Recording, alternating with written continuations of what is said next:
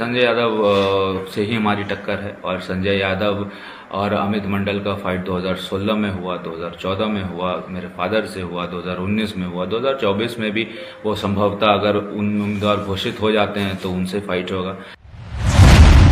देखिए, झारखंड सरकार के 5 साल के कार्यकाल को मैं 10 में से 0 मार्क्स दूंगा, इसलिए क्योंकि सरकार ने कहा 5 लाख सरकारी नौकरी देंगे, सरकार ने कहा बेरोजगारी भत्ता देंगे, सरकार ने कहा स्थानीय नीति ले आएंगे, सरकार ने कहा नियोजन नीति ले आएंगे, सरकार ने कहा स्थानीय युवाओं को आरक्षण देंगे, सरकार ने कहा कि 1000 से 2500 वृद्धा पेंशन कर देंगे, सरकार ने कहा 2000 चूल्हा खर्च देंगे, सरकार ने कहा 72,000 रुपये प्रतिवर्ष देंगे, महिलाओं को सरकार ने कहा कि नवविवाहिता को चांदी का सिक्का देंगे। आज तमाम ऐसे मुद्दे हैं जो सरकार ने पूरा नहीं किया।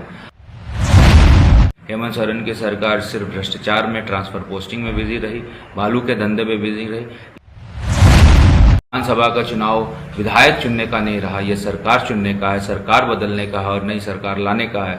क्योंकि जिस प्रकार से महागठबंधन ने, महाठगबंधन ने लोगों को ठगा 5 साल, आज ना युवा खुश है, ना महिला खुश है। और तमाम ऐसे मुद्दों पे हम लोग जब जनता के बीच में जाएंगे तो मुझे पूरा उम्मीद है कि हम लोगों को अपार जन समर्थन मिलेगा। इसी नियमित जो शुरुआत है चुनाव की हो गई है। 24 तारीख को हम लोग यहाँ से नामांकन करेंगे, हटिया परिसर से नामांकन होगा, हजारों हजार संख्या में लोग वहाँ उपस्थित होंगे। जनता आज की डेट में कह रही है कि हम लोग नामांकन में आएंगे बिना सुविधा के।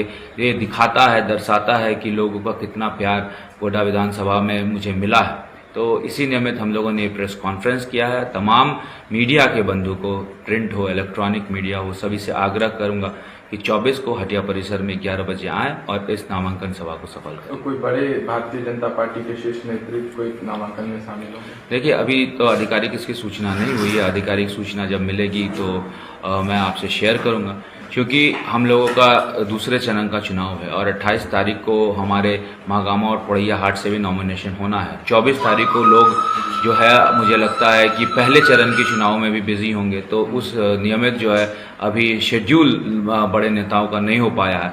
जैसे इसकी सूचना आएगी तो मैं आप सभी से साझा करूंगा। सर, झारखंड सरकार के 5 साल के कार्यकाल को कैसे देखते हैं आप? देखिए, झारखंड सरकार के 5 साल के कार्यकाल को मैं 10 में से 0 मार्क्स दूंगा, इसलिए क्योंकि सरकार ने कहा 5 लाख सरकारी नौकरी देंगे, सरकार ने कहा बेरोजगारी भत्ता देंगे, सरकार ने कहा स्थानीय नीति ले आएंगे, सरकार ने कहा नियोजन नीति ले आएंगे, सरकार ने कहा स्थानीय युवाओं को आरक्षण देंगे, सरकार ने कहा कि 1000 से 2500 वृद्धा पेंशन कर देंगे, सरकार ने कहा 2000 चूल्हा खर्च देंगे, सरकार ने कहा 72,000 रुपये प्रतिवर्ष देंगे, महिलाओं को सरकार ने कहा कि नवविवाहिता को चांदी का सिक्का देंगे। आज तमाम ऐसे मुद्दे हैं जो सरकार ने पूरा नहीं किया। आखिर सरकार के प्रतिनिधि और सरकार के महागठबंधन के लोग जब जनता के बीच में वोट मांगने जाएंगे तो उनको तो इन सब सवालों का जवाब देना पड़ेगा। और इसी के आधार पर मैं कह सकता हूं कि हेमंत सोरेन की सरकार सिर्फ लूट खसोट में बिजी रही, हेमंत सोरेन की सरकार सिर्फ भ्रष्टाचार में, ट्रांसफर पोस्टिंग में बिजी रही, बालू के धंधे में बिजी रही। लेकिन धरातल में जो जनता का समस्या का समाधान करना चाहिए था वो नहीं कर पाई। मेरे स्तर पर जो बन पाया, विपक्ष का विधायक होने के नाते मुझे ऐसा लगता है मैंने अपना तन मन धन लगाया है। और कोरोना काल में खासकर जो हम लोगों ने काम किया है वो जनता उसको सराह रही है, क्योंकि उस समय कोरोना काल में कोई भी नेता सड़क पर नहीं था। अमित मंडल और भारतीय जनता पार्टी के कार्यकर्ता थे जिन्होंने कोरोना काल की विषम परिस्थिति में यहाँ के लोगों की सेवा की। संजय प्रसाद यादव जी, हम उनसे जब पूछ रहे थे तो वो बोल रहे थे कि अमित मंडल लंदन से आए थे, गोड्डा को लंदन लग रहा था बना देंगे, लेकिन ऐसा कुछ कर नहीं पाए। देखिए, संजय यादव से ही हमारी टक्कर है और संजय यादव और अमित मंडल का फाइट 2016 में हुआ, 2014 में हुआ, मेरे फादर से हुआ, 2019 में हुआ, 2024 में भी वो संभवतः अगर उम्मीदवार घोषित हो जाते हैं तो उनसे फाइट होगा। तो ऐसी स्थिति में जो विरोधी रहते हैं तो विरोधी तो कभी अमित मंडल जिंदाबाद नहीं करेगा। उनको तो कुछ ना कुछ मुद्दा चाहिए और उनके पास एक मुद्दा है कि मैं लंदन से आया था, मुझे लगता है कि बहुत बड़ा गुनाह मैंने किया, लंदन से आके मुझे नहीं जाना चाहिए था, लंदन नहीं पढ़ना चाहिए था, लेकिन फिर अपने बेटे को भी लंदन भेज देते हैं पढ़ने के लिए। तो सवाल वो नहीं है, सवाल ये है कि आज की डेट में कोई भी मेरा जितना बड़ा भी विरोधी हो ये नहीं बोल सकता है कि अमित मंडल ने भ्रष्टाचार किया, अमित मंडल ने गुंडाई की, अमित मंडल का कैरेक्टर खराब है, अमित मंडल ने लोगों का अपमान किया, अमित मंडल ने लोगों को मारा पीटा। ये मुद्दा वो लोग के पास नहीं है। तो मुद्दा क्या है? अमित मंडल अनुकंपा का विधायक था, अमित मंडल लंदन पढ़ने गया, अमित मंडल जो है वो यहाँ पे क्षेत्र नहीं घुमा। तो ये सब छोटे छोटे जो मुद्दे हैं वो मुद्दों को बनाकर वो कर रहा है, लेकिन जनता जो है वो समझदार है। जनता जान रही है कि इन्होंने 5 साल तक लोगों की सेवा की, विषम परिस्थिति में हम लोगों ने सेवा की। ये तो जनता को निर्णय करना है और जनता का निर्णय ही सर्वोपरि होता है। विरोधी का काम है विरोध करना और वो करेंगे, वो उनका कर्तव्य है, उससे कोई फर्क नहीं पड़ता। सर, सबसे बड़ा मुद्दा अभी बनाया जा रहा है कि मैया सम्मान योजना को कहा जा रहा है कि ये मास्टर स्ट्रोक है इस बार का। हाँ, मास्टर स्ट्रोक है ये मैया सम्मान योजना, इस सरकार के पतन का मास्टर स्ट्रोक है। इसीलिए क्योंकि अगर मैया सम्मान योजना सरकार नहीं लाती तो घर घर तक झगड़ा भी नहीं होता। अब आप पूछेंगे घर घर तक कैसे झगड़ा हो रहा है। ये सरकार में वृद्धा पेंशन को 6-6 महीने से रोक दिया गया है। वृद्धा पेंशन का 6 महीने का पैसा से 1000 उठाकर मैया सम्मान में डाल दिया गया है।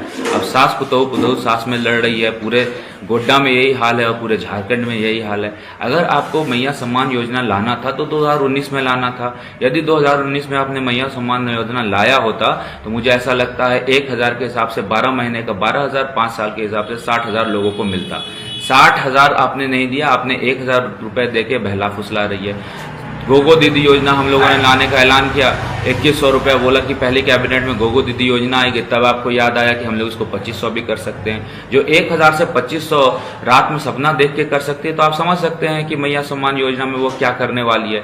ये सिर्फ और सिर्फ चुनावी स्टंट है और क्षेत्र की जनता इसको जान रही है। मैया सम्मान योजना से कहीं कोई फर्क नहीं पड़ने वाला है। भारतीय जनता पार्टी और मोदी जी की गारंटी में यहाँ के लोगों को विश्वास है, महिलाओं को विश्वास है और वो लोग मन बना चुकी हैं कि भारतीय जनता पार्टी की सरकार आएगी। गोगो योजना दीदी के तहत 2100 रुपये उनके खाते में डीबीटी के माध्यम से जाएगा। भारतीय जनता पार्टी में उनका विश्वास है और भारतीय जनता पार्टी के पक्ष में भी वोट करें। जब झारखंड सरकार ने मैया सम्मान योजना का जो है ऐलान किया और देना शुरू किया, उसके बाद भारतीय जनता पार्टी गोगो दीदी नहीं, ये आप उसके बाद हेमंत सोरेन ने नहीं, आप गलत बोल रहे हैं। ये आप गलत बोल रहे हैं। आपको क्रोनोलॉजी समझना होगा। पहले मध्य प्रदेश में से शुरुआत हुई, भारतीय जनता पार्टी के शासनकाल की हुई। पहले छत्तीसगढ़ में शुरुआत हुई, पहले राजस्थान में इसकी घोषणा हुई। स्वयं सहायता समूह को हमने स्ट्रांग किया, महिला सशक्तिकरण की बात हमने की। उसके बाद हेमंत सोरेन का जो है नींद खुला और उन्होंने कहा कि कुछ महिलाओं के लिए हम लोगों को करना चाहिए। इससे पहले महिलाओं को कौन पूछता था? भारतीय जनता पार्टी की सरकार आने से पहले महिलाओं को कोई नहीं पूछता था। आज डीबीटी के माध्यम से अकाउंट खुला है, आज जनधन योजना चालू हुआ है, स्वयं सहायता समूह को स्ट्रांग किया है।